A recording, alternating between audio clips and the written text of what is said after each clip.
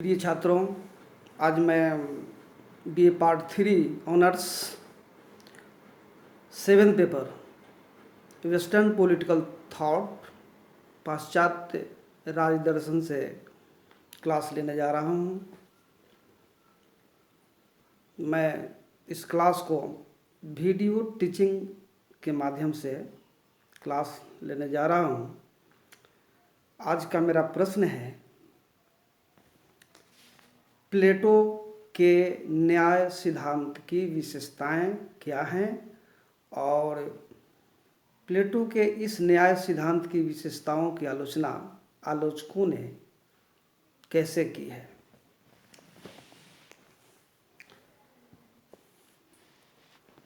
प्लेटो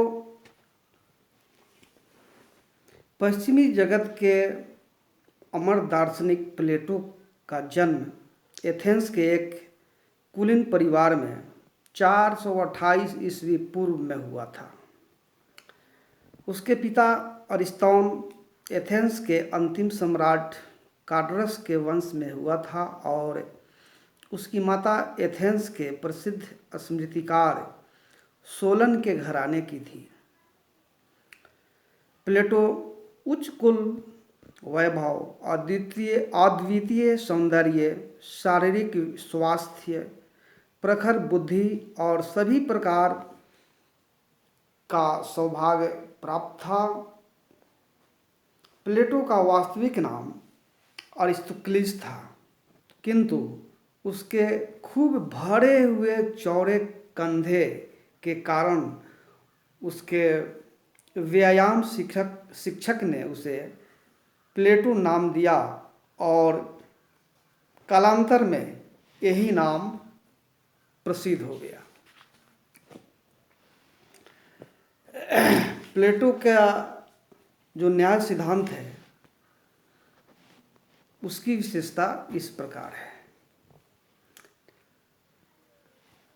नैतिक सिद्धांत।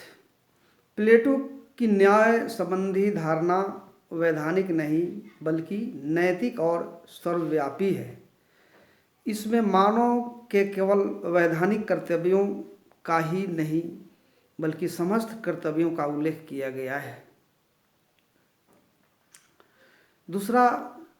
दूसरी जो विशेषता है वह है न्याय जीवन का एक आंतरिक तत्व और संतुलनकारी धारणा। न्याय कृत्रिम या बाह्य वस्तु न होकर मनुष्य के अंतःकरण की एक पवित्र भावना है जिसका आधार आत्म संयम एवं आत्म त्याग है। इसमें इस बात पर बल दिया गया है कि जीवन में अति को नहीं बल्कि संतुलन को अपनाया जाना चाहिए। तीसरी जो विशेषता है कार्य विशिष्टता का सिद्धांत। न्याय सिद्धांत के अनुसार मानवीय जीवन के 3 नैसर्गिक तत्व हैं, विवेक, साहस और तृष्णा। जीवन के इन 3 तत्वों के अनुरूप ही राज्य के नागरिकों को क्रमशः 3 वर्गों में विभाजित किया जा सकता है, शासक वर्ग, नैतिक वर्ग, सैनिक वर्ग और उत्पादक वर्ग। इनमें से प्रत्येक वर्ग को विशेष मनोयोग से अपने आप को उसके कार्य में लगाए रखना चाहिए जो कार्य उसकी प्रकृति के अनुकूल है। इस आधार पर ही कार्य विशिष्टता और समस्त समाज में एकता की स्थिति को प्राप्त किया जा सकता है। कार्य विशिष्टता में यह बात भी सम्मिलित है कि व्यक्ति के द्वारा अन्य व्यक्तियों के कार्यों में हस्तक्षेप न किया जाए। इस संबंध में जैसा कि डॉक्टर रूज ने लिखा है, अपने कार्य को करना और अन्य लोगों के कार्य में हस्तक्षेप नहीं करना ही न्याय है। प्लेटो के न्याय की चौथी विशेषता अति व्यक्तिवाद का विरोधी और सावयव एकता का सिद्धांत। न्याय सिद्धांत की एक प्रमुख मान्यता यह है कि व्यक्ति समष्टि का एक अंग है और समाज के विकास में ही व्यक्ति का विकास निहित है। कार्य विशिष्टता का सिद्धांत वर्गों और व्यक्तियों में भिन्नता उत्पन्न करने के लिए नहीं बल्कि एकता उत्पन्न करने के लिए न्याय को अपनाया गया है। न्याय सिद्धांत में व्यक्ति बनाम राज्य जैसी कोई स्थिति नहीं है। इसमें व्यक्ति राज्य के लिए है और राज्य के प्रति उसके कर्तव्य ही हैं, अधिकार नहीं। प्लेटो ने स्पष्ट लिखा है कि नागरिकों में कर्तव्य भावना ही राज का न्याय सिद्धांत है। पांचवी जो विशेषता है छात्रों, वह है दार्शनिक शासक। न्याय की प्राप्ति के लिए यह नितांत आवश्यक है कि राज की शासन व्यवस्था विवेकशील, निस्वार्थी और कर्तव्यपरायण व्यक्तियों के हाथों में होना चाहिए। उपर्युक्त गुणों से युक्त व्यक्ति को ही प्लेटो के द्वारा दार्शनिक शासक का नाम दिया गया है। प्रिय छात्रों, जहाँ पर प्लेटो के न्याय सिद्धांत में प्लेटो ने बहुत सारी विशेषताएं बतलाई हैं, वहीं पर प्लेटो के न्याय सिद्धांत की आलोचना भी हुई है। आलोचना में प्रथम जो आलोचना है, कानूनी धारणा नहीं बल्कि एक नैतिक धारणा। आज न्याय को एक कानूनी धारणा के रूप में स्वीकार किया जाता है, लेकिन प्लेटो ने न्याय का एक कानूनी धारणा के रूप में नहीं बल्कि एक नैतिक धारणा के रूप में प्रतिपादन किया है।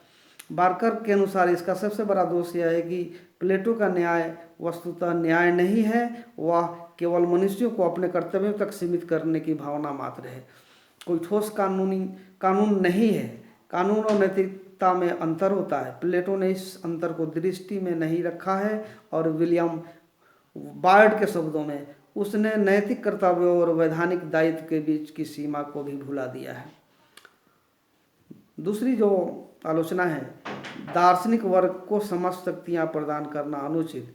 प्लेटो ने शासन संबंधी सभी शक्तियाँ एक ही वर्ग, दार्शनिक वर्ग को प्रदान कर दी है। हमारा सामान्य अनुभव यह बतलाता है कि एक ही वर्ग को राजनीतिक सत्ता का एकाधिकार प्रदान करने का परिणाम उस वर्ग को पतित करना और इस प्रकार राज्य को भ्रष्ट करना होता है।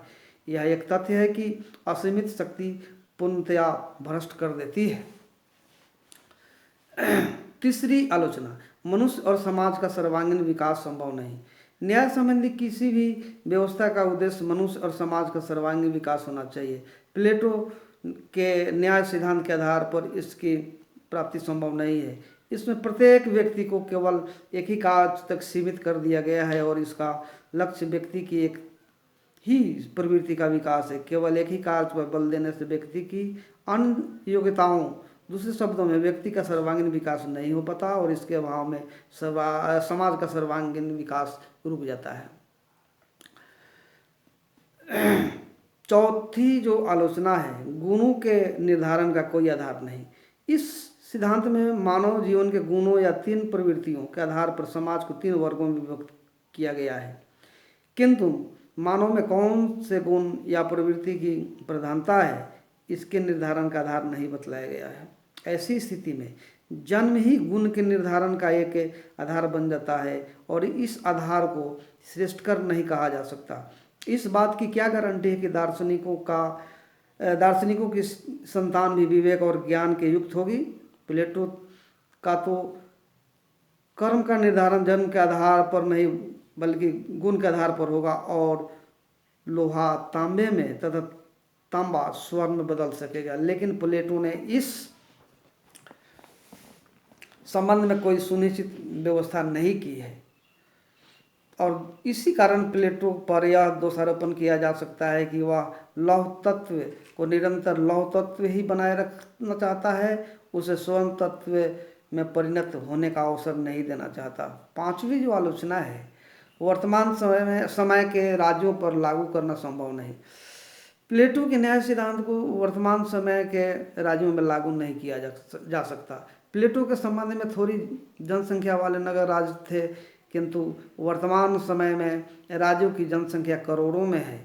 इन करोड़ों में ही नहीं बल्कि अरब में है। इन राज्यों की जनसंख्या को तीन वर्गों में विभाजित कर प्रत्येक व्यक्ति के लिए कार्य निश्चित कर पाना संभव नहीं है। प्रिय छात्रों, छठी जो आलोचना है प्लेटो के न्याय सिद्धांत की, वह है सर्वाधिकारवाद का मार्ग प्रशस्त होना। प्लेटो का न्याय सिद्धांत इस कारण भी अस्वीकार्य है कि इससे सर्वाधिकारवाद का मार्ग प्रशस्त होता है। समाज के किस व्यक्ति को किस श्रेणी में रखा जाए इसका निश्चय शासक वर्ग ही करेगा। शासक वर्ग की शक्ति की कोई सीमा नहीं है और उसे सदैव शासक वर्ग ही बने रहना है। ये मार्ग सर्वाधिकारवाद की ओर ले जाते हैं, जिसे किसी भी प्रकार मानव जाति के हित में नहीं कहा जा सकता। मेरे प्रिय छात्रों, सातवीं और अंतिम जो आलोचना है वह है वर्गीय विशेषाधिकारों का समर्थन अनुचित। एक विरोधाभास यह भी है कि न्याय के समानतया हमें व्यक्तियों के प्रति व्यवहार में समानता का बोध होता है, किंतु प्लेटो ने अपने न्याय सिद्धांत के अंतर्गत वर्गीय विशेषाधिकारों को न्यायोचित ठहराया है। न्याय के नाम पर वर्गीय विशेषाधिकारों का समर्थन किसी भी प्रकार से उचित नहीं कहा जा सकता। वास्तव में प्लेटो ने अपने न्याय सिद्धांत का प्रतिपादन एक वैधानिक सिद्धांत के रूप में नहीं बल्कि एक नैतिक सिद्धांत के रूप में किया है। प्रिय छात्रों एवं छात्राओं, मैं आशा करता हूं कि आप के वर्ग part 3 seventh paper western political thought की तैयारी मेरे इस वीडियो टीचिंग रिकॉर्डिंग के माध्यम से हो सकेगी। धन्यवाद।